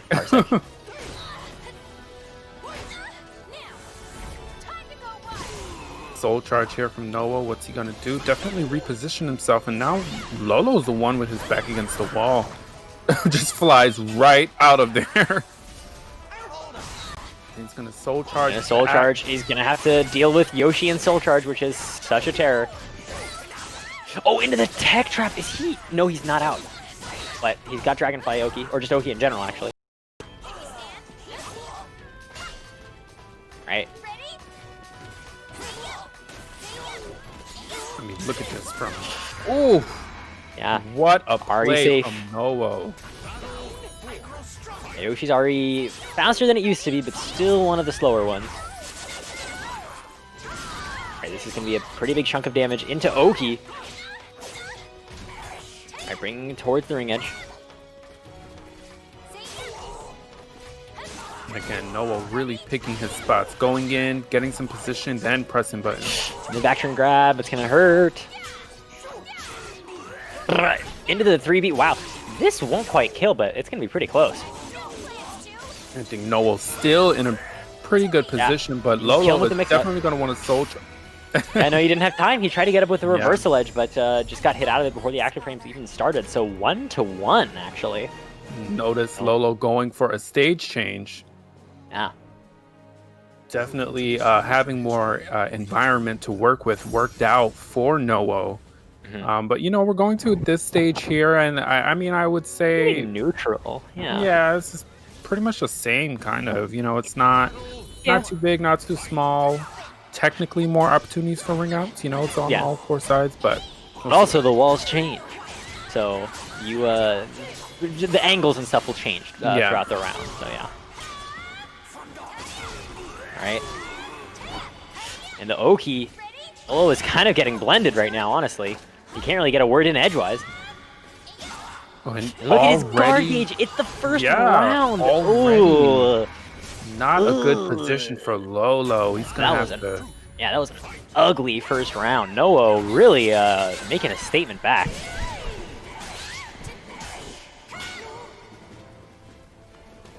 And again, look at, just like you said, active defense, going in, spacing it out, taking a breath, and then going in for his offense.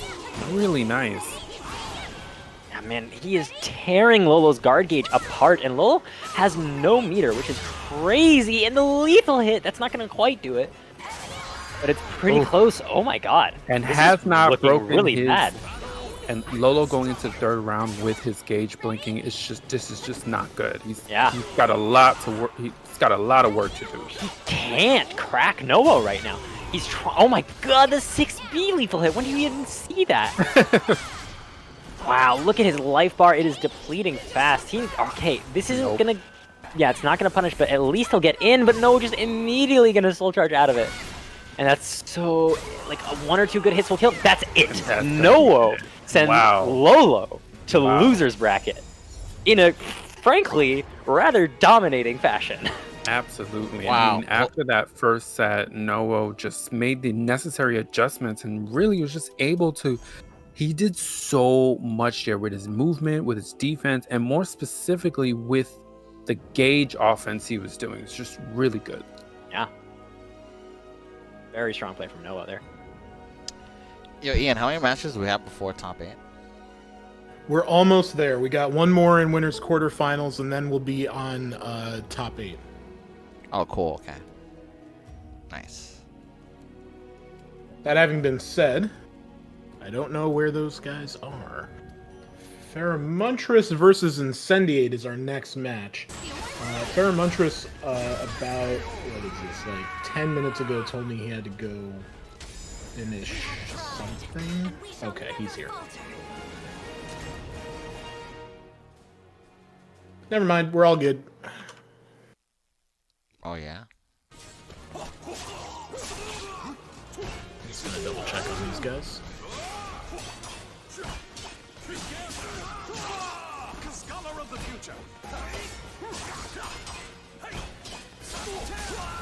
Alright, so we got Incendiate on 1-player side versus Feremuntrus on the 2-player side.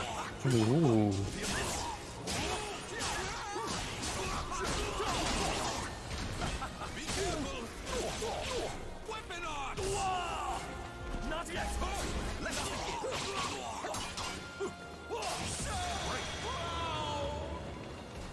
Incendiate versus Feremuntrus, that's of course a classic match that we've seen in these COVID online tournaments. Definitely. Yeah, I mean we've seen both of these players around quite a bit. Of course, Incendiate always pretty much. I mean, yeah, like I said, he's a Xianghua main now. But Feremuntrus with the Zasalamel as always. Yeah, I guess we'll get to that momentarily. In fact, right now. Right, starting it off that, ooh, just goes right under the AA. This is starting it off with big damage. Wow. Wow. Incendiate has lost so much health already. He's going to have to mix the mess out of Feremuntrus to make it up. And here it comes. End of the Oki pressure. And he made it up, just like that. Yep.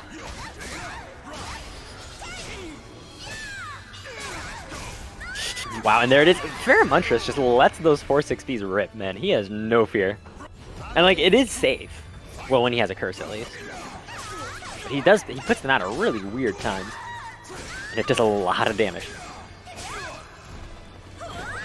But Incendiate, you know, he's already, you can see his stagger game is going to be on point. Trying to just keep Feremuntrus down. Not let him, you know, explode on him with Zasalamel damage. That's really going to be the name of the game here, just containing Feremuntrus so that he doesn't have chances to get, you know, this. Man, look at that damage into the Soul Charge splat. If I'm Incendiate, frankly, just counter Soul Charge at this point. Because you're going to get the bar back anyways, but nope, he wanted to see. He wanted to see. Okay. And the way that Incendiate fishes for those sequences that gives him CE is just, and here comes the mix-up. Oh, nice GI! Okay, good patience for Incendiate. Alright, Feremuntrus closing out with the 1B. Oh, that was a nail biter right there. Just that little sequence between the two of them, it really could have went either way. Incendiate doing a pretty good job of containing Feremuntrus, but then he just takes like so much damage. And trying to back off to the range because you don't want to fight Zasalamel with the range, but that's the round. Wait, no, it's not. Oh, hey. that was weird. Yeah, that was not a combo. Definitely weird. Did not block.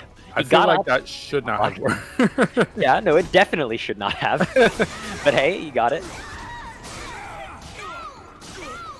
Again, do not OT me. Do not OT. Oh, Feremuntrus really leading him into ACE, as I was talking about earlier. With Zasalamel, you always have to be aware of his meter, or you. Yeah, but now he's got no bar though, and he's feeling comfortable spending one right here, but it's tricky because you don't want to fight Zas at the ring edge. But back to the middle. Again, no soul charges or Cs or anything like that to worry about from Zasalamel right now. Incendiate can frankly just run his offense. And that's exactly what he does. Runs his offense, gets his hit. Now we're going down to the final round for these two. Both of them sitting on 2 bars. I mean, 1 bar each. And Incendiate definitely wanting to save his meter. Because you're not going to do a ton with Xianghua Soul Charge, but that critical edge is, I mean, it's a similar idea to Zasalamel's critical edge, actually, where it's not the same that's like an auto GR or whatever, right? But once she has that bar, you have to play different. Yeah. Like, so much of a big chunk of your move list can totally get locked away by that. But wow, first game going to Feremuntrus. I think Incendiate will almost certainly change the stage. I think it'd be crazy if he didn't. Oh, is he going to go to Ivy? What do we have here? He's been working on a Hilda. I don't think he'll play her, though. I'm just flexing the fact that I know that. But I suspect we'll probably, if he's going to switch, it'll probably be to Ivy. Just taking a second to think. Again, I think changing the stage is going to have a pretty big factor in this. Yeah. Like, the ring outs with Zasalamel are so, you know, you have to hold them. Or maybe he's just trying to slow the momentum down. Right. That was really good play from Feremuntrus. You know, using the walls, using the ring out. So I would think he would stick with Xianghua and just change the stage, like you said. I mean, I honestly don't see a reason for him to switch to Ivy, and I'm not used to him switching to Ivy versus Zasalamel. It's definitely something I've seen before, and I think he could. Frankly, I think he could go fine either way. Yeah. But what Ivy will give him, he's not going to play 2B. What Ivy will give him is he doesn't have to come to Feremuntrus and scrap with him. Yeah. Which, again, depending on the stage, can be... Like, if it's an all-walled stage, sure, that's fine. But you still have to deal with the CE. You still have to deal... Okay, alright, he's going to stick with Xianghua. I think if he gets the right stage, this can be fine for him. Okay. This is definitely an improvement. Yeah, this can be fine. There's only one side of the. It's kind of, you know, rectangle with only one side that has a ring out on it. So yeah, I think this could be fine. And again, one of the cool things about Soul Calibur stages, how the stage really just dictates how the match can go, and also the different opportunities you have on the stage. Run right into the RE and keeps the A. Oh no! Oh no! Look at all of this damage. Oh my god, this GI battle. Yeah, nice duck there from Incendiate. Alright, trying not to let him get any audio GI, funny stuff. Is he dead? Not quite. Alright. Poking him out. Yeah, the A6 into the 2A, I never noticed how some of those animations were. Alright, I mean, Incendiate really taking his time, trying to pick his moment. Yeah, he's kind of struggling to capitalize on these mistakes Feremuntrus is making. Gets the launcher there. What's the Oki? Oh, Tech Crouch is under it. This is going to be a huge combo. And to garbage, and to grab. Oh. Again, it's just one of those things with Zasalamel. I always am just forgetting he has meter. Now, you always have to pay attention to it, but at the same time, I think that's kind of fine for Incendiate, given the life deficit that it put them at. He still has a life lead, and Feremuntrus does not have a bar anymore. Never mind. Incendiate clutching that one out. Yeah. Alright. Bringing him with the AA. Oh, and this is gonna don't push him too hard. Yeah. Just back off. Just back off. I really like that. You don't want to scrap with Sass at the ring. Use your Oki to just escape. Alright. Incendiate just poking him out. He's just doing AA over and over. Look at this damage.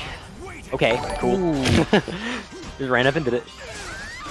Oh my god, look at this damage. They're tied in life now, yeah. Alright, but a little antsy with that GI. A little antsy with that GI from Feremuntrus. Yeah, and now we're going into this round, and both of them are sitting on 2 bars. Yeah. But Feremuntrus can... So Incendiate can afford to spend a bar in this round, because he'll get it back if he loses it. Whereas Feremuntrus, I think, probably wants to conserve a bit. Nice, that's probably gonna get the whiff punish. It's gonna be really strong Oki. But there are 2 curses on him. But this Oki is strong enough that he doesn't have to worry about getting CE'd, and yep. And there it goes. I could be wrong, but I'm almost certain that Feremuntrus tried to CE there. That would have been maybe his only option, because on top of that, knowing that Xianghua gets such good Oki off of her CE, you know, Incendiate could have played with the timing, and then he would have run into that CE attempt from Feremuntrus. Yeah, but at the same time, with that Oki, like the Oki that she has after her CE, it's really...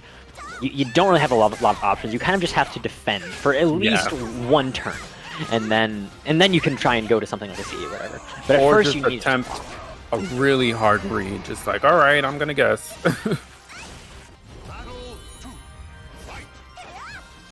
But Incendiate taking that first round in our final set between these 2.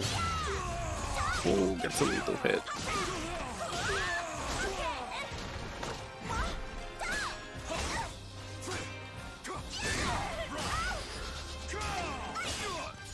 Right.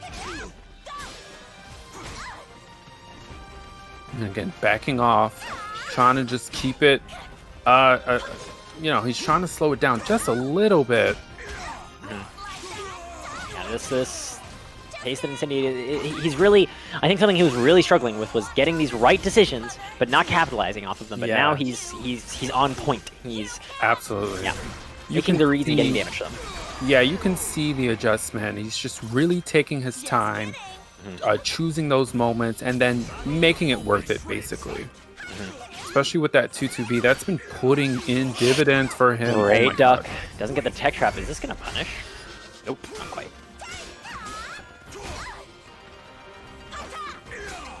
Right.